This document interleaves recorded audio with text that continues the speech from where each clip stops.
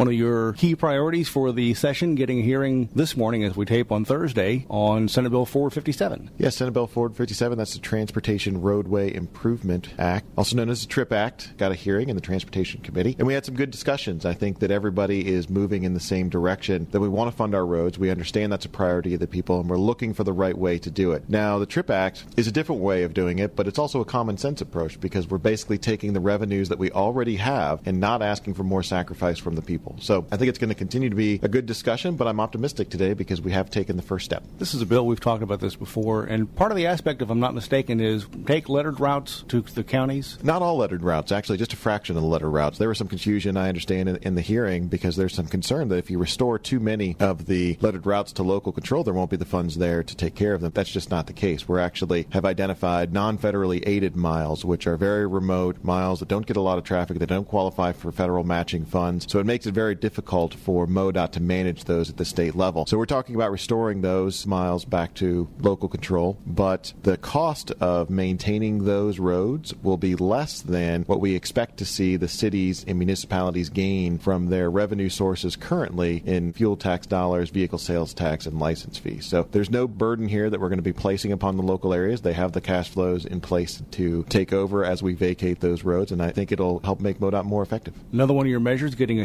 hearing in the Education Committee. My bill actually currently expands eligibility for statewide charter schools. Now, we just heard this morning that the House of Representatives did pass their own version of a charter school expansion. So that bill is actually going to be headed over here to the Senate. There's some more hurdles that we have to get over. We did hear charter schools in committee this week, so we had some outstanding testimony and discussion there. I'm optimistic that something is going to get done. What I don't know at this point is what the final product is going to look like. There's a lot of emotion surrounding this issue, of course, but I've been going back to two concepts when we talk about charter schools. One, the idea of choice for parents. The more choice parents have in the education of their kids, the better it is for them, and also competition. By opening up the education community to competition, I believe we're going to improve the outcomes for our kids. So these are both good things. I say that as a small business owner, and I'm looking forward to having that discussion. Does the expansion of charter schools, would that provide more reason, for lack of a better word, for public schools to say, maybe this is a model we should follow? I think so. And what we've seen,